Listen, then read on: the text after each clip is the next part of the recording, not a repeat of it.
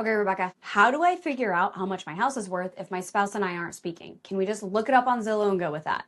I hear this question. I just heard this question this morning, actually. That is something that people fight about all the time because a home, while it does have a fair market value, the fair market value of the property looks a little bit different if I am already the owner and just wanting to buy my spouse off of it.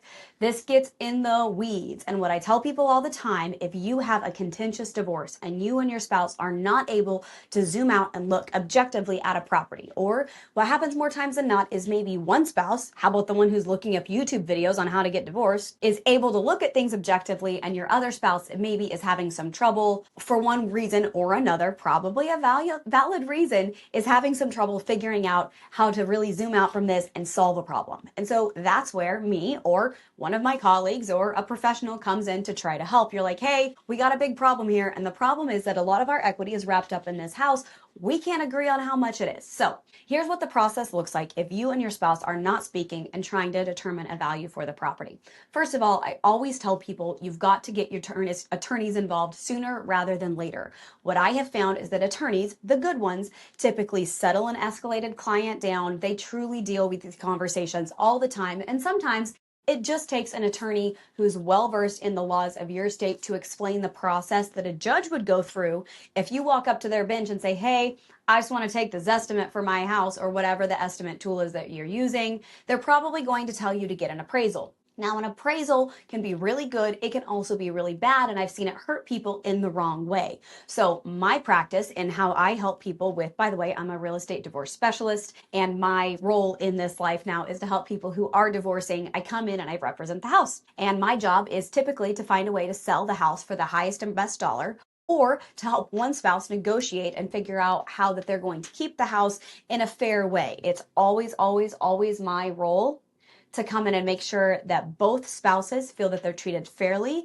and have all of the knowledge and information. As a real estate professional, I've got to represent everybody, and it's my job to give truthful, honest, full information. What that looks like whenever we're determining the value of a house. If I was going to set this up as the easiest, best conversation in the world, I would come in, and if husband and wife are not speaking to each other, that's fine, but I would have specific conversations with both of them.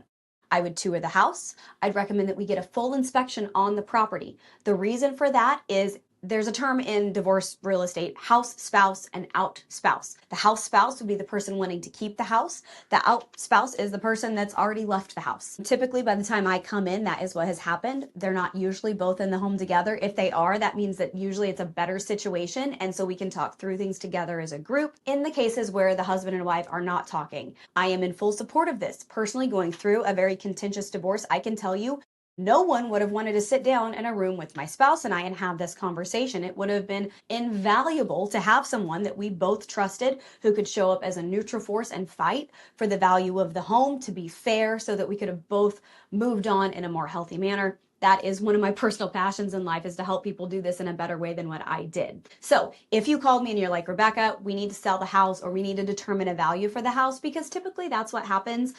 It's identifying a value really early on that you can both agree to is the value of the home. Because as much as you may want to keep the house, at the end of the day, the home is a shared asset, and you both have to agree on the value and what you do with the asset. Even if, and I've seen this happen before, even if she moves out, gets an apartment, if in the divorce you negotiate that she keeps the house, doesn't matter if he's there. It's a complete asset that you both have to agree on equalizing in some way. Now, back to how to determine the value. That's on me. That's on an appraiser. That's on a real estate professional to come in and give you what we call a fair market value. Here's how it would look. We'd come in, we'd look at the house, we'd look at the comparable sales in the neighborhood, and be able to tell you, hey, if you can't agree on things and you decide to sell the house, this is the price that we would list it for. This is the list to sales price in the neighborhood, meaning if we list your house for $500,000 and most of the houses are selling for 95% of list price, you could assume that you would get 95% of the $500,000. What we would do is we would run numbers on all of the other costs associated with selling the property. Then we would subtract your mortgage, and we would have a lump sum amount of cash that the house would be worth, that if you go all the way to court, a judge would split 50-50. And that's really the number that we're looking for. Now, one other piece that in my business I think is very important to go into this is required repairs. And what I've seen happen more times than not is the house spouse keeps the house, and you've negotiated everything, everybody's happy with the numbers, And you know what happens the day after divorce? Not every time, but more times than you'd like to think. The sump pump goes out. There's a flood in the basement. My personal home was struck by lightning, and we had a big, outage that we had to work with. It killed the dryer, it killed lots of different things, and had the lightning's a bad example for that. But a lot of times, what happens is there are repairs that are neglected throughout the course of a marriage because you are so worried about getting divorced and fighting with your spouse. The house kind of becomes neglected. So when I'm helping people determine a value for a current asset, it has to be an asset in its current condition. So what that means is if I'm keeping the house as the house spouse, I need to make sure that the home has been inspected. Is there anything about the house that I've overlooked or might not know? That could be everything from foundation issues to maybe mold to is the HVAC about to go out and you're going to have a $10,000 replacement coming up. It's really understanding not just the fair market value of the house, but the expense for repairs. Because if you put your house on the market, then when a buyer comes in, they're going to ask you for repairs and negotiate it like a normal contract. And in those situations, the house spouse and the out spouse have to split those repairs equally. If instead of putting the house on the market, I want to keep my family home, then when it comes time to do those repairs, I'm taking on the repairs of that property all on my own. It's 100% on me while my spouse walked away with 50% of the proceeds. That's not exactly the way that we want to see this working because a lot of times home repairs get very pricey. I've got some clients right now who are going to have to end up replacing a roof on their home. Thank goodness we caught it early on in the process, but it was just an old roof.